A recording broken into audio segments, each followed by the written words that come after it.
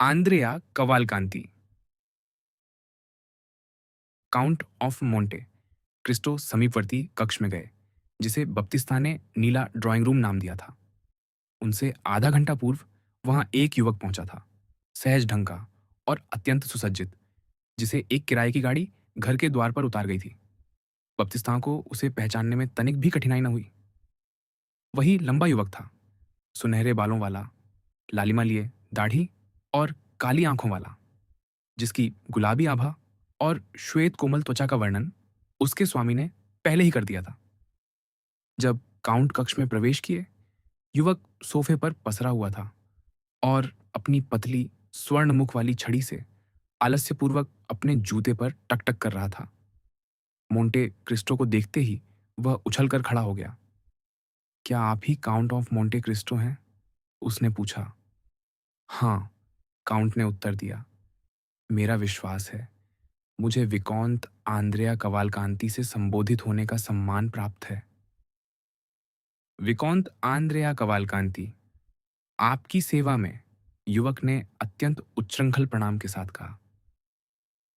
आपके पास मेरे नाम का कोई परिचय पत्र होगा? मैंने उसका उल्लेख नहीं किया, क्योंकि उस पर जो हस्ताक्षर थे वे कुछ विचित्र लगे। सिनबाद द सेलर, मेरा अनुमान है, ठीक वही।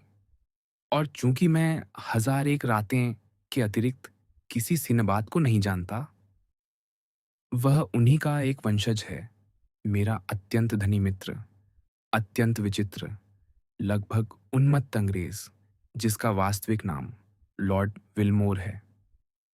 अब सब स्पष्ट हो गया, आंद्रिया ने कहा। पूर्णतः स्पष्ट, वही अंग्रेज जिससे मैं, हाँ, बहुत अच्छा। काउंट, आपकी सेवा में। यदि आप जो कहते हैं वह सत्य है, काउंट ने मुस्कुराकर उत्तर दिया, तो आशा है आप अपने विषय में और अपने परिवार के विषय में कुछ विवरण मुझे देना चाहेंगे। सहर्ष, युवक ने असाधारण वाचालता के साथ कहा, जो उसकी स्मरण शक्ति की विश्वसनीयता का परिचय दे रही थी। जैसा आपने कहा, मैं विकोंत आंद्रेया कवालकांति हूं, मेजर बार्तोलोमियो कवालकांति का पुत्र, कवालकांति वंश का वंशज, जिसका नाम फ्लोरेंस की स्वर्ण पुस्तिका में अंकित है। हमारा परिवार अब भी अत्यंत धनी है, क्योंकि मेरे पिता के पास आधे मिलियन की आय है। फिर भी समय के साथ हमें बहुत कष्ट सहने पड़े, और मैं स्वयं भी 5 या 6 वर्ष की आयु में एक विश्वासघाती अध्यापक द्वारा अपहृत कर लिया गया था, जिसके कारण 15 वर्ष हो गए हैं मुझे अपने माता पिता से अलग हुए। जब मैं बुद्धि की आयु को पहुंचा और स्वतंत्र हुआ, तब से मैं उन्हें खोजता रहा, पर व्यर्थ। अंततः आपके मित्र सीनबाद का एक पत्र मुझे प्राप्त हुआ, जिसने सूचित किया कि वे पेरिस में हैं और समाचार पाने के लिए मुझे आपसे संपर्क करने का परामर्श दिया। अच्छा, अच्छा, काउंट ने कहा, उसके शिथिल मुखमंडल को गंभीर संतोष से देखते हुए, जिस पर पतित देवदूत सदृश सौंदर्य अंकित था। तुमने मेरे मित्र सिनबाद की सलाह का ठीक ठीक पालन कर अच्छा किया, क्योंकि तुम्हारे पिता यहाँ हैं और तुम्हें खोज रहे हैं। कक्ष में प्रवेश करने के क्षण से ही काउंट की दृष्टि उस युवक से हटती न थी। उन्होंने उसकी दृष्टि की निर्भीकता और वाणी की दृढ़ता की प्रशंसा की थी, पर इन सहज शब्दों पर, तुम्हारे पिता यहाँ हैं और तुम्हें खोज रहे हैं, युवा आंद्रेया तीव्रता से चौंक उठा और बोला, मेरे पिता, मेरे पिता यहाँ? निस्संदेह, मोंटे क्रिस्टो ने उत्तर दिया, तुम्हारे पिता मेजर बार्तोलोमियो कवालकांति। क्षण भर में ही उसके मुख पर फैलाया आतंक विलीन हो गया। ओह, ओह, हाँ, निस्संदेह, उसने कहा, मेजर बार्तोलोमियो कवालकांति। और काउंट, आप कहते हैं कि वे यहाँ हैं, मेरे प्रिय पिता? हाँ, और मैं जोड़ दूं कि मैं अभी अभी उनसे मिलकर आया हूं, और उन्होंने अपने उस प्रिय, दीर्घकाल से बिछुड़े पुत्र के विषय में जो कथा सुनाई, उसने मुझे गहराई से स्पर्श किया। सत्य कहूं तो उनके कष्ट, उनकी आशंकाएं और उनकी आशाएं इस विषय पर किसी अत्यंत मार्मिक काव्य से कम नहीं।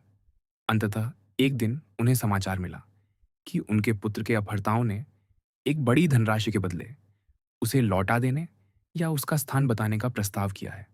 पर उस उदार पिता के लिए कोई भी राशि अधिक न थी। धन पीड़ामोद की सीमा पर भेज दिया गया, साथ ही इटली के लिए पासपोर्ट और वीजा। तुम दक्षिण फ्रांस में थे, मेरा विश्वास है। हाँ, आंद्रेया ने कुछ अस्थिर भाव से उत्तर दिया। हाँ, मैं दक्षिण फ्रांस में था। नीस में तुम्हारी प्रतीक्षा एक गाड़ी कर रही थी। हाँ, वही। वह मुझे नीस से जेनोआ, जेनोआ से ट्यूरिन, ट्यूरिन से शामबेरी, शामबेरी से पोंत बोवो आजा और वहां से पेरिस लाई। पूर्णतः ठीक। वह मार्ग में तुम्हें मिलने की आशा करता रहा, क्योंकि उसने भी वही मार्ग अपनाया। इसी कारण तुम्हें वही यात्रा क्रम दिया गया। पर यदि वह मुझसे मिल जाता, आंद्रिया ने कहा, तो यह प्रिय पिता मुझे पहचान भी पाता या नहीं, मुझे संदेह है। जब से हमारा संबंध टूटा है, मैं कुछ बदल गया हूं। आह, पर रक्त का आह्वान, मोंटे क्रिस्टो ने कहा। हाँ, ये सत्य है। मैंने रक्त के आह्वान के विषय में सोचा ही नहीं था। अब, मोंटे क्रिस्टो ने कहा, मार्क्विस कवालकांति को केवल एक ही बात व्यथित कर रही है कि तुमने इस पृथक्करण के वर्षों में क्या किया। तुम्हारे अत्याचारियों ने तुम्हारे साथ कैसा व्यवहार किया। क्या उन्होंने तुम्हारे कुलीन जन्म के अनुरूप तुम्हें आदर दिया? और अंततः क्या वे नैतिक यातनाएं, जो शारीरिक पीड़ा से 100 गुना अधिक दारुण होती हैं, तुम्हारी उन मानसिक शक्तियों को क्षीण तो नहीं कर गईं, जिनसे प्रकृति ने तुम्हें उदारता से विभूषित किया था? और क्या तुम स्वयं को उस सामाजिक पद को ग्रहण करने और उसे गरिमा से निभाने के लिए तैयार अनुभव करते हो, जो तुम्हारा अधिकार है? महोदय, युवक हकला उठा, स्तब्ध होकर। मुझे आशा है कोई असत्य अफवाह। मैं आग्रहपूर्वक कहता हूं कि मैंने आपके विषय में पहली बार अपने मित्र विलमोर, उस परोपकारी व्यक्ति, से सुना। उसने मुझे बताया कि उसने आपको कठिन परिस्थितियों में खोज निकाला था। कौन सी, यह मैं नहीं जानता, और मैंने उससे इसके विषय में कोई प्रश्न नहीं किया। मैं जिज्ञासु नहीं हूं। आपकी विपत्तियों ने उसे प्रभावित किया, अतः आप उसके लिए महत्वपूर्ण हो गए। उसने मुझे बताया कि वह आपको समाज में वह स्थान लौटाना चाहता है जो आपसे छिन गया था। वह आपके पिता को खोज रहा था और उन्हें ढूंढ निकालेगा। उसने खोजा, और प्रतीत होता है कि पा भी लिया, क्योंकि वह यहाँ है। अंततः उसने कल आपके आगमन का समाचार दिया और आपकी संपत्ति के विषय में कुछ अन्य निर्देश भी दिए। बस इतना ही।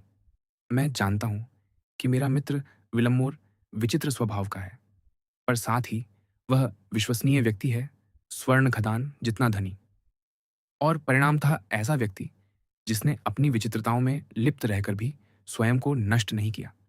इसलिए मैंने उसके निर्देशों का पालन करने का वचन दिया। अब, महोदय, यदि मैं आपसे एक प्रश्न करूं, तो कृपया अप्रसन्न न हो। चूंकि मुझे किसी सीमा तक आपका संरक्षक बनना पड़ेगा, मैं जानना चाहूंगा कि जो विपत्तियां आपने झेली हैं, जिनके लिए आप उत्तरदायी नहीं थे, और जो किसी प्रकार मेरे सम्मान को आपके प्रति कम नहीं करती, क्या उन्होंने आपको इस संसार में कुछ पराया सा नहीं बना दिया, जहां आपकी संपत्ति और आपका नाम आपको प्रतिष्ठित होने का अधिकार देते हैं?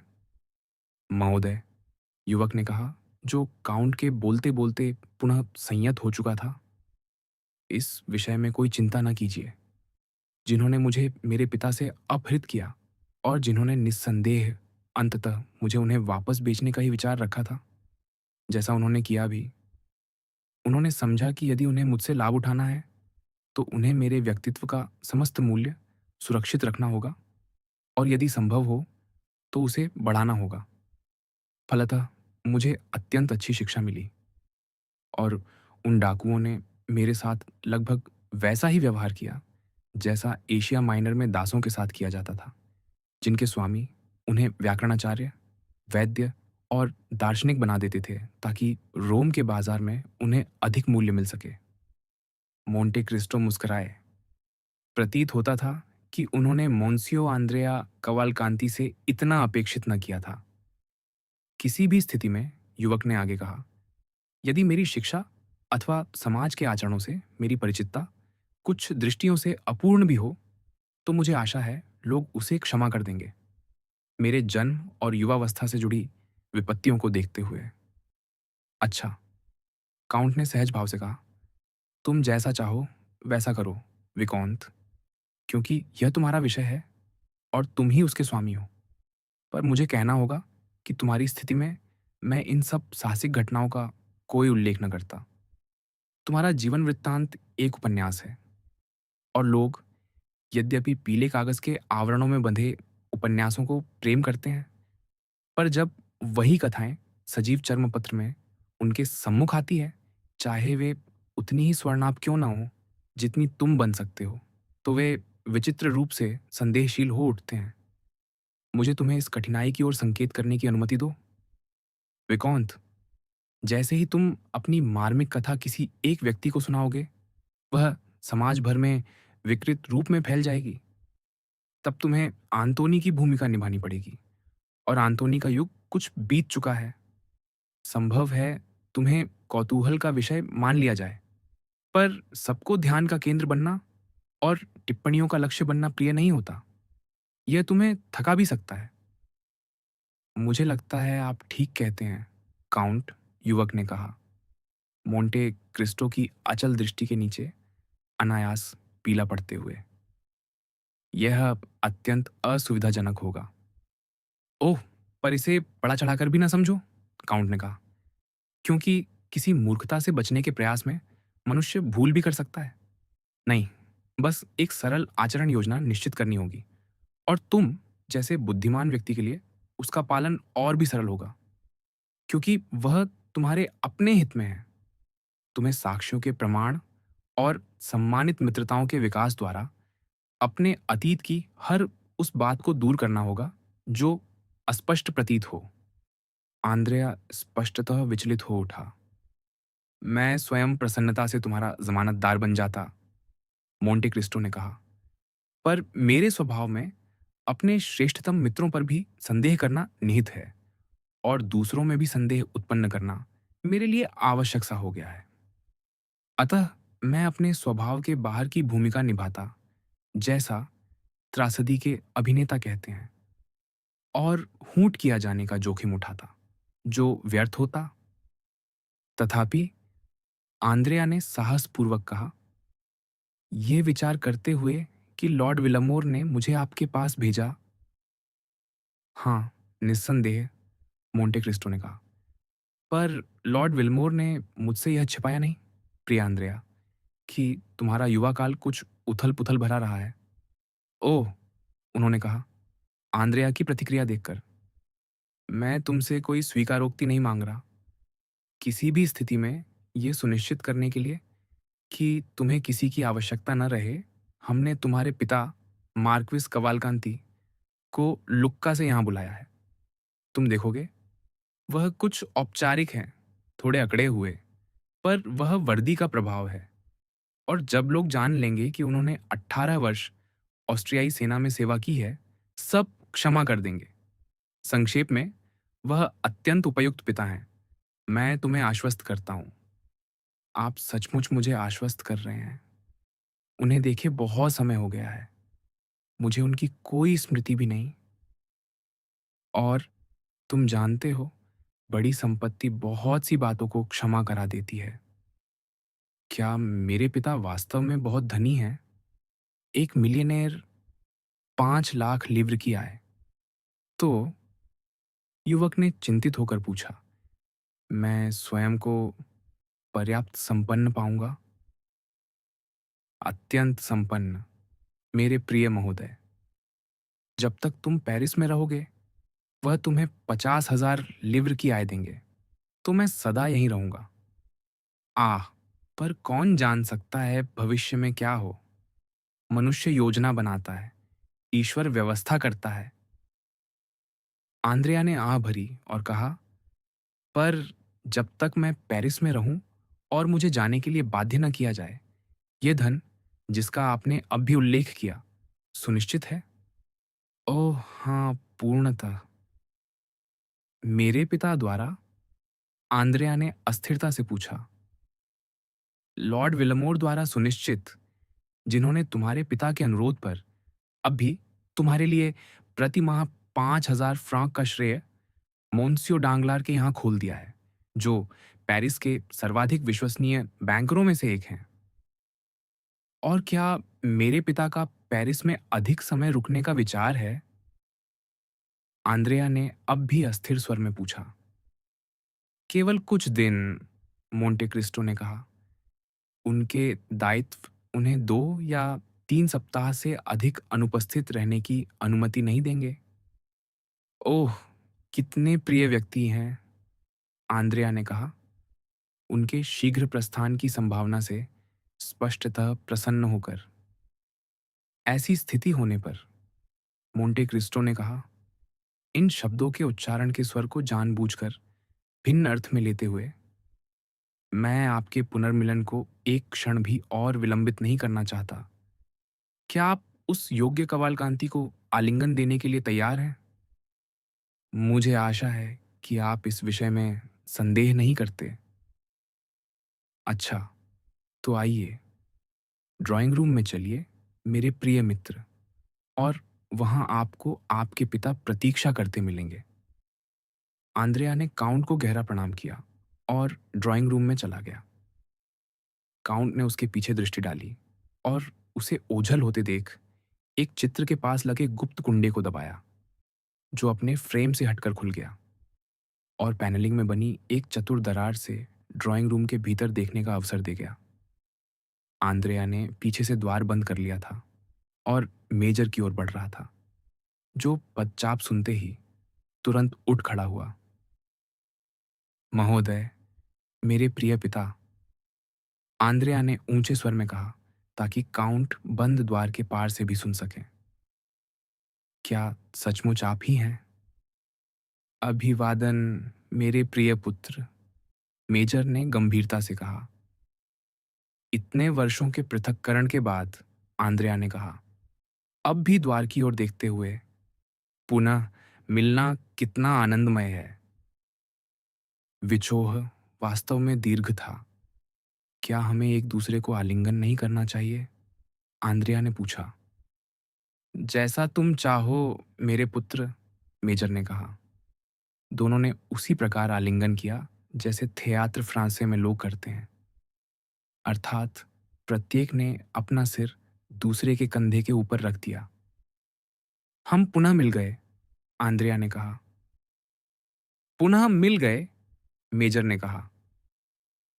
अब फिर कभी अलग नहीं होंगे? निश्चय ही नहीं। मेरा विचार है, प्रिय पुत्र, कि अब तुम फ्रांस को अपना दूसरा घर मानते हो। वास्तव में, युवक ने कहा, यदि मुझे पेरिस छोड़ना पड़े तो मैं निराश हो जाऊंगा। और मैं, तुम समझते हो, लुक्का के बाहर जीवित नहीं रह सकता। अतः मैं जितनी शीघ्र हो सके इटली लौट जाऊंगा। पर आपके जाने से पहले, मेरे प्रिय पिता, आप निस्संदेह मुझे वे कागज दे देंगे जिनसे मैं अपने मूल का प्रमाण दे सकूं। निस्संदेह, इसी उद्देश्य से तो मैं आया हूं, और तुम्हें खोजने में मुझे इतनी कठिनाई उठानी पड़ी है, केवल तुम्हें ये कागज देने के लिए कि अब हम पुनः एक दूसरे को ढूंढने न निकल पड़े। इससे मेरे जीवन का अंतिम भाग ही व्यतीत हो जाएगा। तो कागज ये रहे। आंद्रेया ने उत्कंठा से अपने पिता का विवाह प्रमाण पत्र और अपना बपतिस्मा प्रमाण पत्र झपट लिया और एक आज्ञाकारी पुत्र की स्वाभाविक तत्परता से पैकेट खोलकर दोनों दस्तावेजों को ऐसी गति और दक्षता से देखा, जो एक ओर प्रबल रुचि और दूसरी ओर अत्यंत अभ्यास युक्त दृष्टि का परिचय दे रही थी।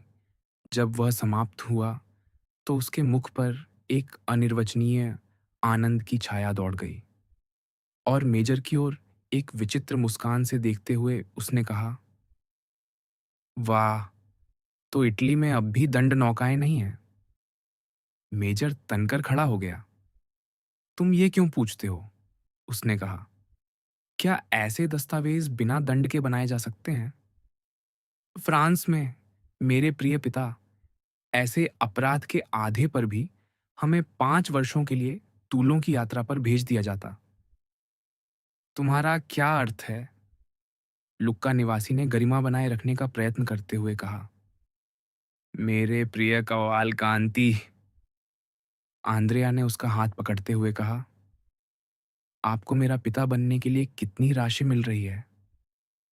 मेजर ने उत्तर देने का प्रयत्न किया। चुप! आंद्रेया ने स्वर धीमा करते हुए कहा। मैं आप पर विश्वास दिखाकर उदाहरण प्रस्तुत करता हूं।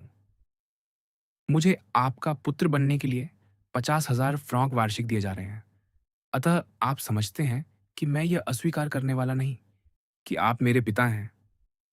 मेजर ने चिंतित दृष्टि से चारों ओर देखा।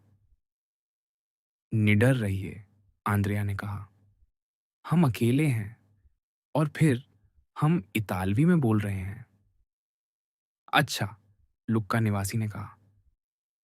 मुझे एक मुश्त 50,000 फ्रॉक मिल रहे हैं। कव्वाल कांति, क्या आप परिकथाओं में विश्वास करते हैं? नहीं करता था, पर अब करना पड़ रहा है। आपके पास प्रमाण है? मेजर ने जेब से स्वर्ण मुद्राओं की एक मुट्ठी निकालकर दिखाई। स्पर्शनीय प्रमाण, जैसा आप देख रहे हैं। तो आपको लगता है कि मुझसे किए गए वचन विश्वसनीय हैं? मेरा विश्वास है, हाँ। और कि वह भला काउंट अपना वचन निभाएगा? पूर्णतः। पर इसके लिए हमें अपनी भूमिकाएं निभानी होंगी। क्या? मैं स्नेही पिता की, और मैं आज्ञाकारी पुत्र की, क्योंकि वे चाहते हैं कि तुम मेरे वंशज बनो। वे कौन? सच कहूं, मैं नहीं जानता। वे लोग जिन्होंने तुम्हें लिखा। क्या तुम्हें कोई पत्र नहीं मिला? मिला। किससे? एक अब्बे बुसोनी से, जो तुम्हारे लिए अपरिचित है। मैंने उसे कभी नहीं देखा। तुम्हारे पत्र में क्या लिखा था? तुम मुझे धोखा नहीं दोगे? संभावना ही नहीं, हमारे हित एक ही हैं। तो पढ़ो। मेजर ने पत्र युवक को दे दिया, जिसने उसे धीमे स्वर में पढ़ना आरंभ किया। तुम निर्धन हो, और तुम्हारा भविष्य दुःखमय वृद्धावस्था की ओर बढ़ रहा है। क्या तुम धनी बनना चाहोगे, या कम से कम स्वतंत्र?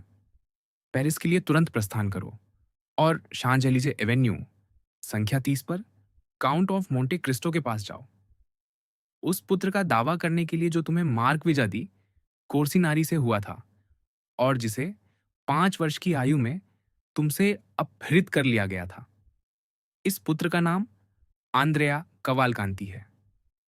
यह सुनिश्चित करने के लिए कि तुम्हें हस्ताक्षरकर्ता की तुम्हारी सेवा करने की इच्छा पर कोई संदेह न रहे, तुम्हें यहां निम्नलिखित मिलेंगे। 1, 2,400 टस्कन लीर का एक आदेश, जो फ्लोरेंस में सिग्नोर घोजी के यहां दिए है। 2, काउंट ऑफ मोंटे क्रिस्टो के नाम एक परिचय पत्र, जिसमें मैं तुम्हें 48,000 फ्रांक की राशि के लिए अभिप्रमाणित करता हूं। 26 मई की संध्या 7 बजे काउंट के घर उपस्थित रहना। हस्ताक्षर अब्बे बुसोनी। बस इतना ही। बस इतना ही से तुम्हारा क्या अभिप्राय है? मेजर ने पूछा। मेरा अभिप्राय है कि मुझे भी लगभग ऐसा ही एक पत्र प्राप्त हुआ था। तुम्हें? हाँ, मुझे। अब्बे बुसोनी से? नहीं। तो किससे? एक अंग्रेज से, एक लॉर्ड विलामोर से, जो सिनबाद द सेलर नाम का उपयोग करता है। पर तुम उससे उतने ही अपरिचित हो जितना मैं अब्बे बुसोनी से। नहीं, इस विषय में मैं तुमसे आगे हूं। तुमने उसे देखा है? हाँ, एक बार। कहाँ?